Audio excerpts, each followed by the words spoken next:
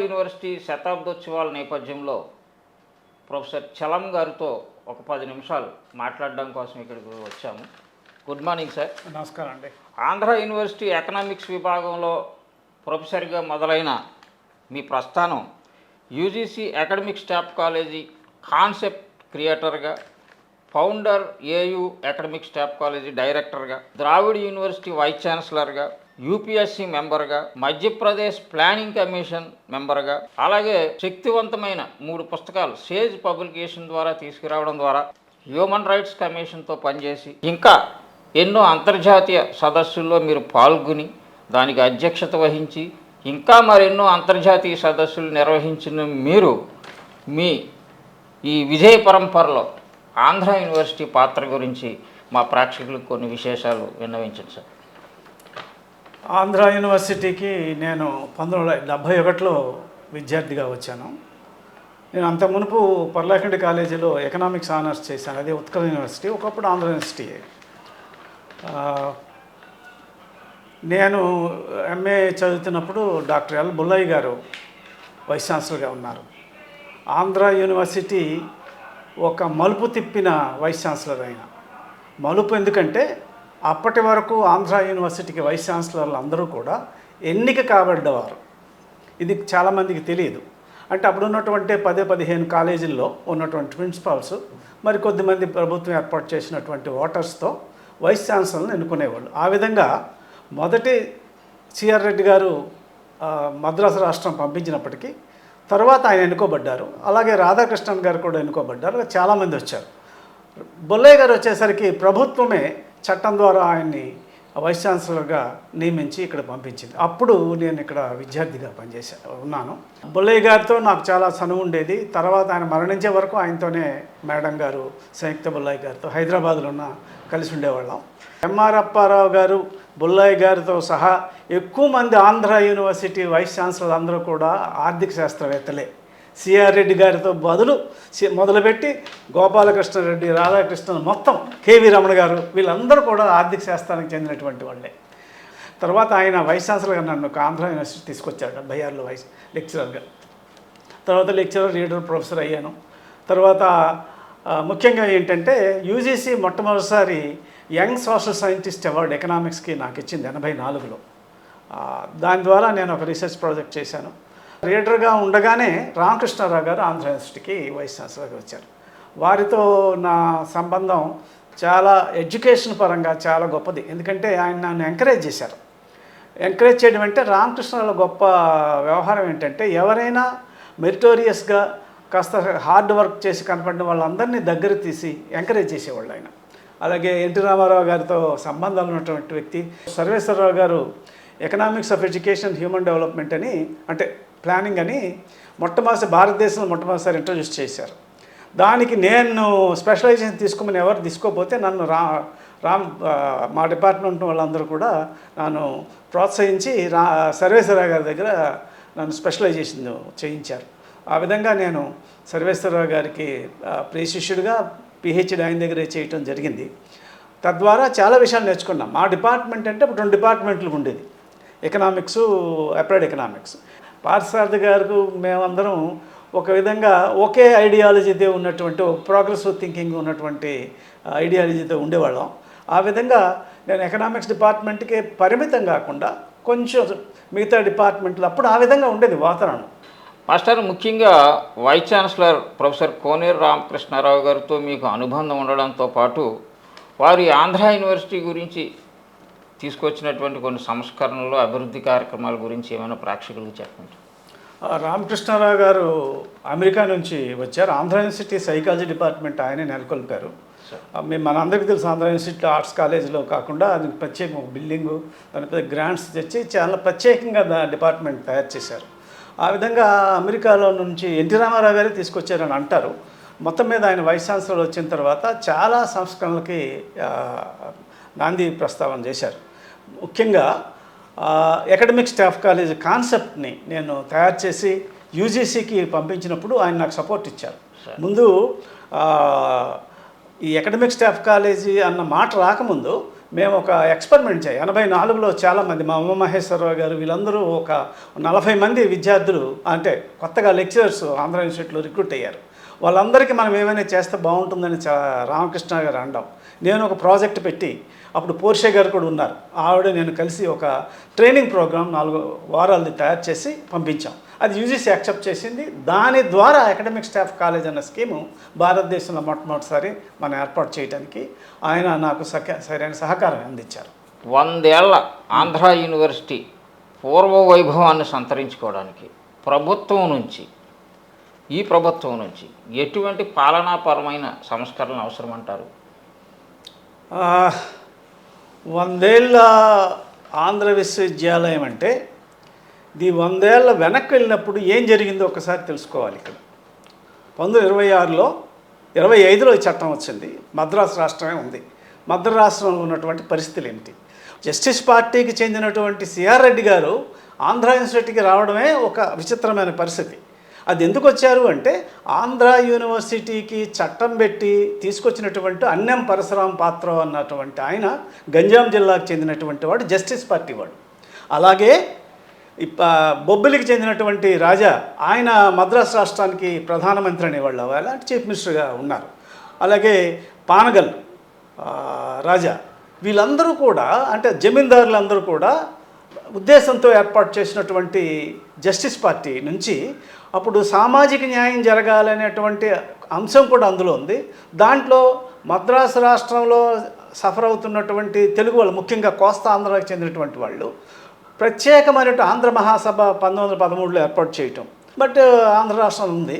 వాళ్ళు 1915లో విశాఖపట్నంలో సభ ఏర్పాటు చేసినప్పుడు ఇక్కడ విశాఖపట్నం నుండే ఒక యూనివర్సిటీ అన్నటువంటి మాట ఆంధ్రాకి వస్తే బాగుంటుంది అన్నటువంటి మాట రావడం, తర్వాత దాన్ని డిస్కషన్ డిబేట్ జరిగిన క్రమంలో అక్కడ జస్టిస్ పార్టీని వ్యతిరేకించే వాళ్ళకి ఘర్షణ జరిగింది మద్రాసు రాష్ట్రంలో. మొత్తం మీద 25లో చట్టం వచ్చింది. 26లో జస్టిస్ పార్టీకి సంబంధించిన సిఆర్ రెడ్డి గారిని ముందు విజయవాడ, తర్వాత 1930 నాటికి ఆంధ్ర యూనివర్సిటీకి రావడం జరిగింది. ఇక్కడ ఒక విషయం చెప్పుకోవాలండి. బాబాసాహెబ్ అంబేద్కర్ గారికి టీచర్ అనుకుంటాను, కోయాజీ అని, సర్ కోయాజీ అని, ఎకనామిక్స్. ఆయన 1930లో ఆంధ్ర యూనివర్సిటీ మా డిపార్ట్మెంట్ స్టార్ట్ చేశారు. ఆయన ఎవరు అంబేద్కర్ గారు కోయాజీ గారికి చాలా క్లోజు. తర్వాత కోయాజీ ఒక కమిషన్కి, కరెన్సీ కమిషన్కి చైర్మన్ అయినప్పుడు అంబేద్కర్ గారిని స్వయంగా పిలిపించుకొని ఆయనతో మాట్లాడి రికార్డ్ కూడా చేశారు. అలాగే సిఆర్ రెడ్డి గారికి అంబేద్కర్ గారికి చాలా దగ్గర సన్నిహిత సంబంధం ఉంది. ఆ విషయాన్ని ఆయన ఒక ఉపన్యాసంలో మద్రాసులో మాట్లాడతారు కూడా. అంటే ఎందుకంటే ఇక్కడ ఆంధ్ర యూనివర్సిటీ గురించి వచ్చింది కాబట్టి 100 ఏళ్ల చరిత్రలో ఎంతో అభివృద్ధి. ఆంధ్ర యూనివర్సిటీ 13వ యూనివర్సిటీ భారతదేశంలో, 13వ యూనివర్సిటీ. అంతకుముందు నిజాం రాష్ట్రంలో ఉన్నటువంటి ఉస్మానియా యూనివర్సిటీ ఉన్నప్పటికీ మనకి దక్షిణాదిలో చాలా ప్రముఖమైనటువంటి విశ్వవిద్యాలయం ఇది. ముఖ్యంగా బుల్లయ్య గారు వచ్చి హ్యూమన్ జెనెటిక్స్ పెట్టారు. ఈవేళ హ్యూమన్ జినోమ్ ప్రాజెక్ట్ అనేటువంటిది వచ్చిందంటే దాంట్లో ఆంధ్ర యూనివర్సిటీలో పనిచేసినటువంటి అంటే ఫిజికల్ ఆంథ్రోపాలజీకి హ్యూమన్ జెనెటిక్స్ సంబంధించిన వాళ్ళు అంతర్జాతీయంగా పనిచేస్తున్నారంటే ఆంధ్ర యూనివర్సిటీలో ఉన్నటువంటి వాళ్ళు కావాలి. అలాగే 6 కెమిస్ట్రీ డిపార్ట్మెంట్లు ఉన్నాయి.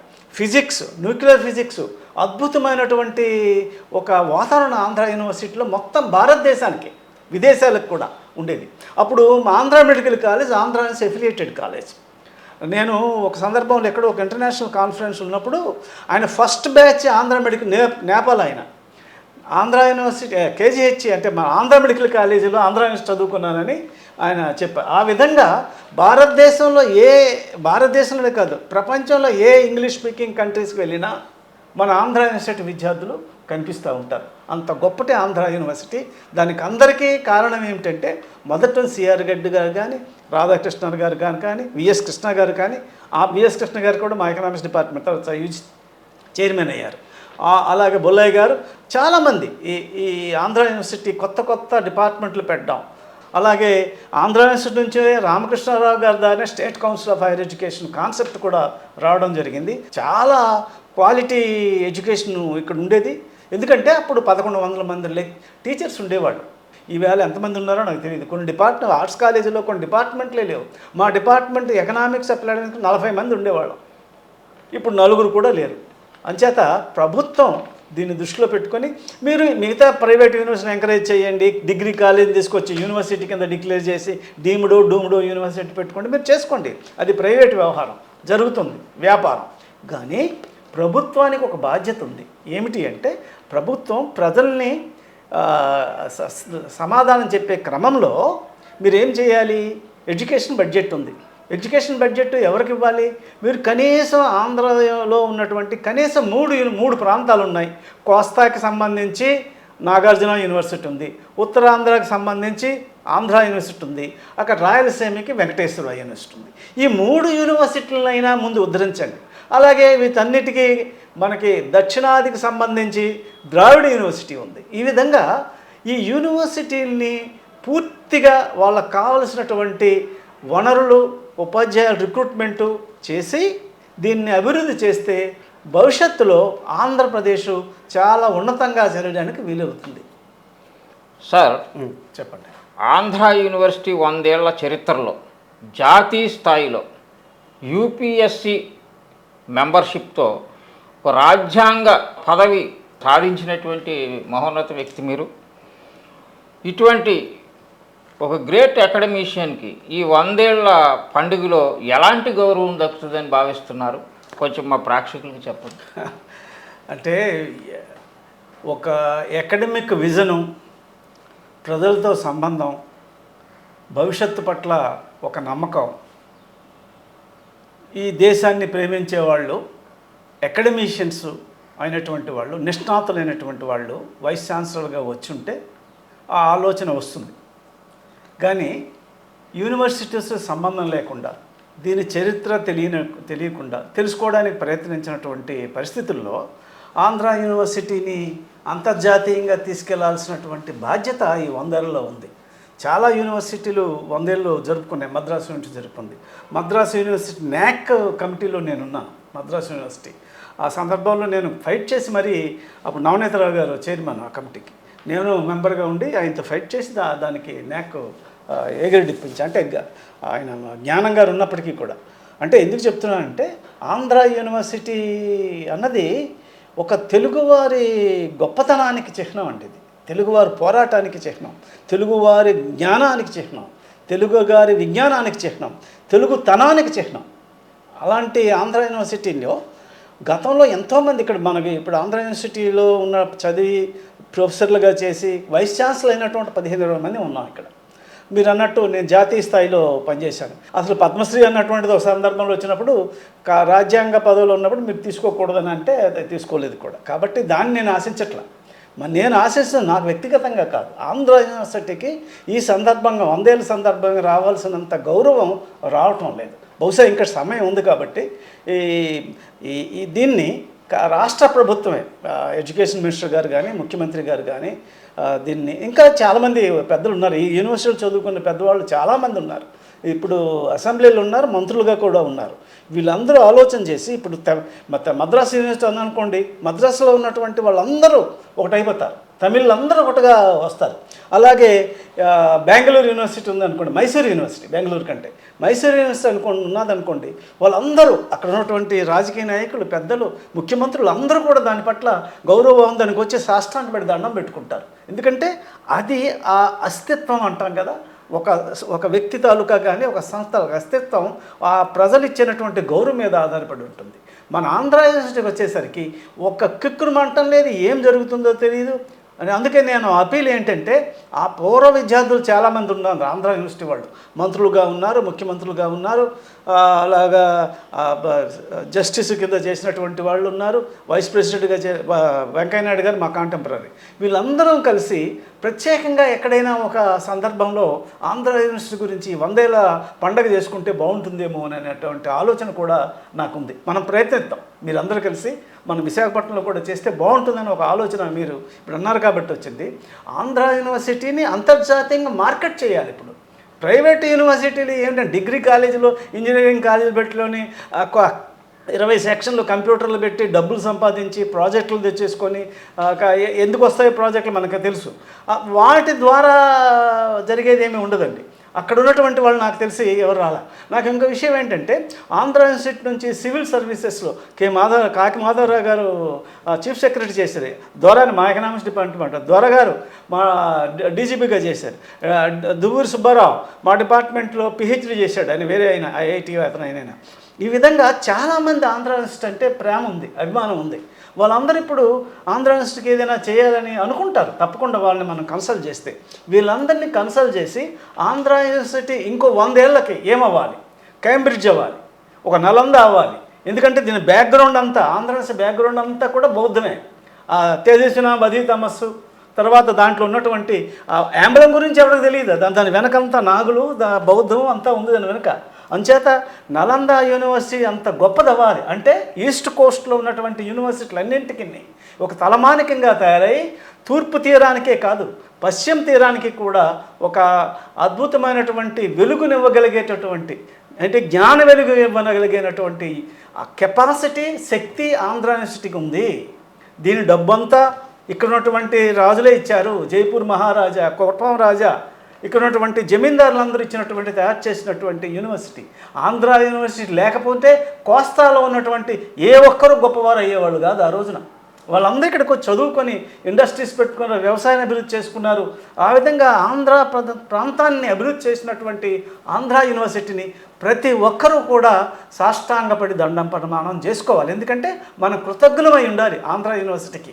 ఎందుకంటే విజ్ఞాన ద్వారా మన తెలుగు వాళ్ళకి గర్వకారణంగా నిలిచినటువంటి 100 ఏళ్ల చరిత్ర ఆంధ్ర యూనివర్సిటీకి మరొక్కసారి నేను నమస్కారం పెట్టుకుంటున్నాను. సార్, విలువైన మీ సమయాన్ని, మీ సమాచారాన్ని మా ప్రేక్షకుల కోసం కేటాయించినందుకు మీకు నమస్కారాలు. Thank you sir. ధన్యవాదాలు.